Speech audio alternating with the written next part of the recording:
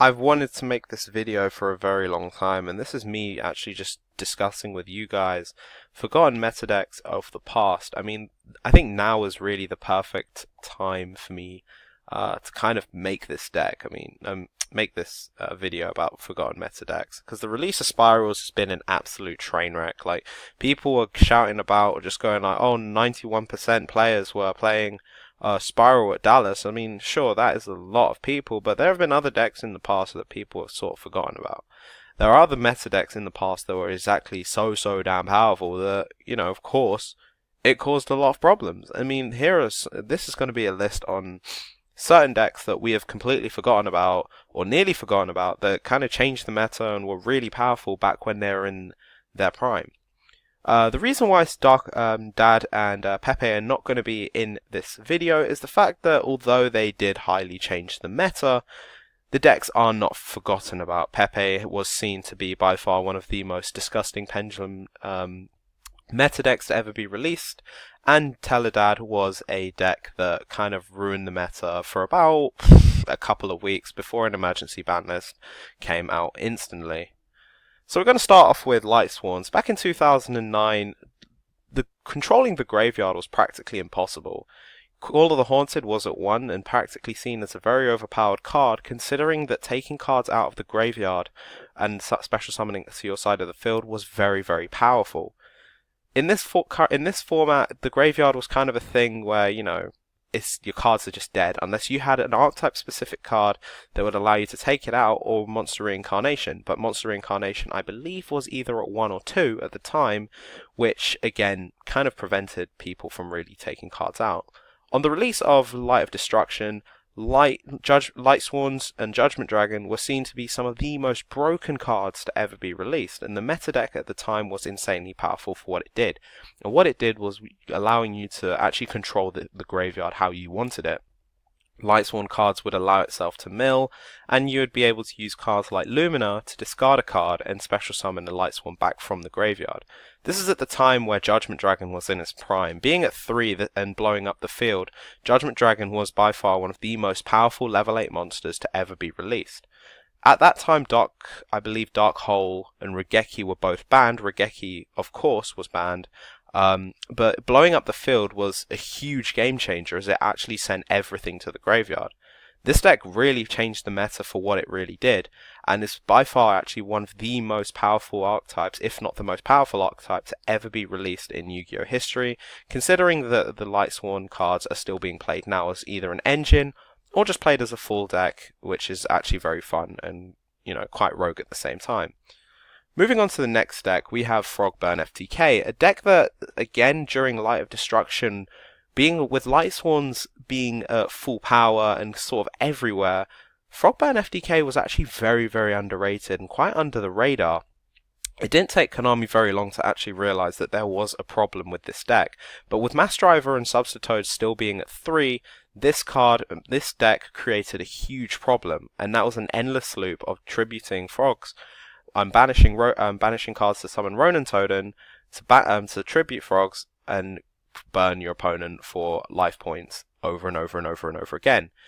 Bear in mind, this was our time where Lightsworns were pretty much everywhere, and unless you were able to use Frogburn FTK and FTK your opponent, you are going to be in a serious problem. Most of the times now, cards are not really once per turn unless they are top tier, but Substitute was a card that was not once per turn at all and created a huge problem for the main reason that you were able to tribute frogs and trigger Mass Driver's effect and burn.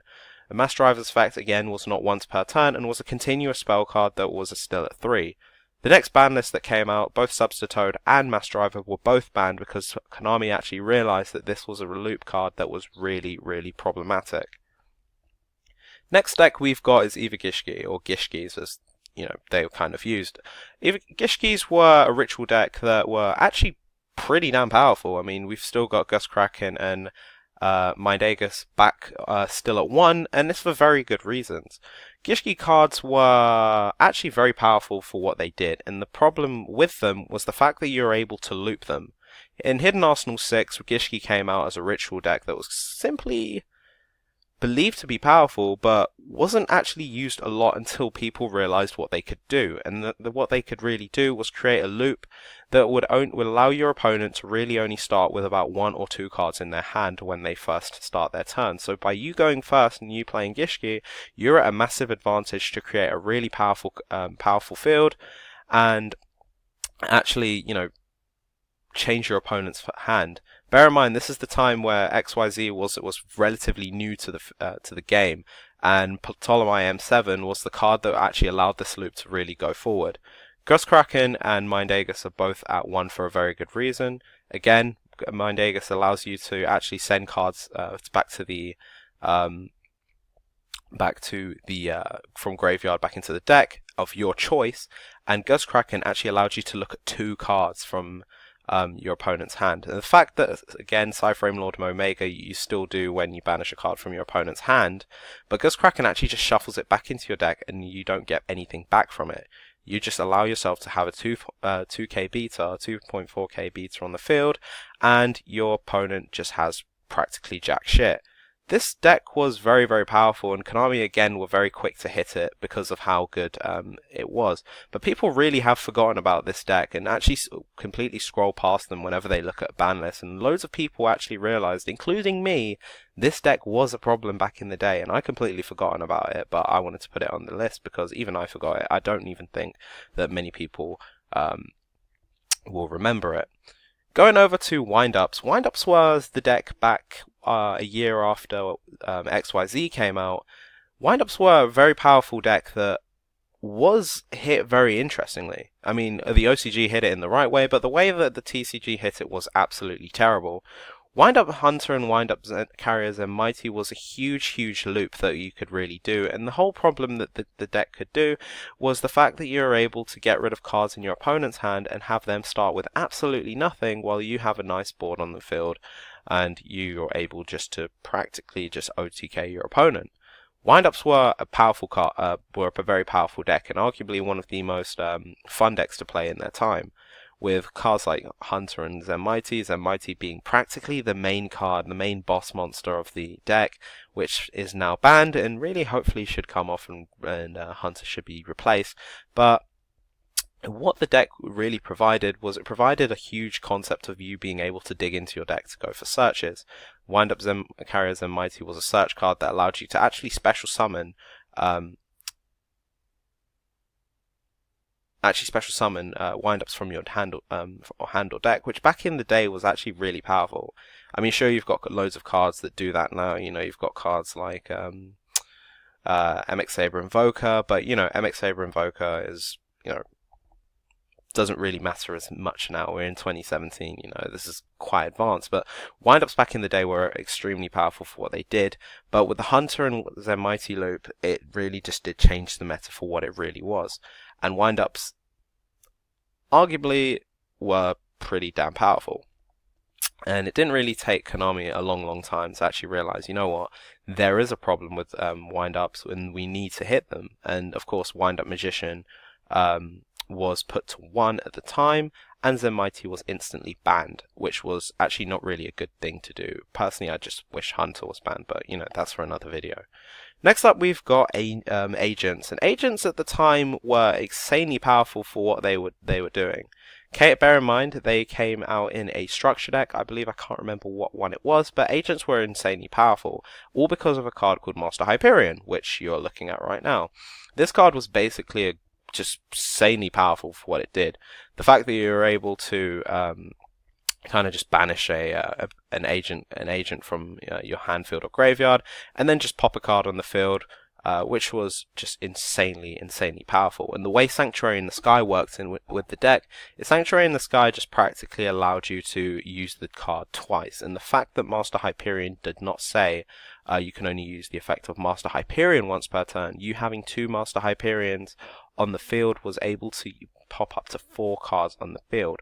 But that's not why it's all on the all here, because bear in mind, Master Hyperion was an extremely powerful card, but what other card was insanely powerful was Archlord Christia. And again, with Master Hyperion allowing you to banish cards from the graveyard onto to pop on the field, you still had control of how many cards you had in the graveyard. If you had 4 cards on your graveyard, you were able to special summon Archlord Christia and actually prevent everyone from special summoning. Bear in mind, this is before cards like Vanity's Emptiness was released. So Archlord Christia, being a huge floodgate that had 2,800 attack, was a massive beta. It didn't take a long time for agents to get hit though, because Agent of Mystery Earth, which was basically the special summon, the search card of the deck, was a tuner that, although you could actually go into extra deck cards, was also seen as very powerful because of the reason they was able to search, and it was a tuner. It had too much utility for what it was, so it was limited, and Archlord Christia was put to 2 for very good reasons. This slowed down the deck for a long time before the cards came off, and then when the cards came off, the deck was pretty mediocre. The deck is still pretty fun today, and I believe there's another structure deck that's going to come out next year in January, which I believe is going to really help the deck out and create counter fairies again for what they were. I mean, these were kind of just agents, but the deck was insanely powerful for what it was.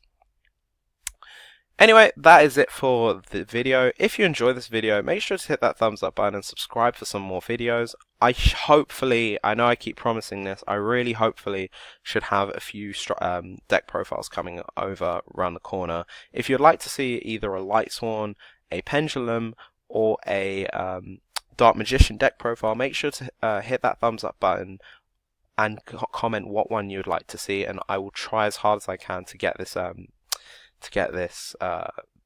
these deck profiles out. I'm just saying this, I record these deck profiles only using my phone, and I haven't really gotten used to how uploading from this phone works yet.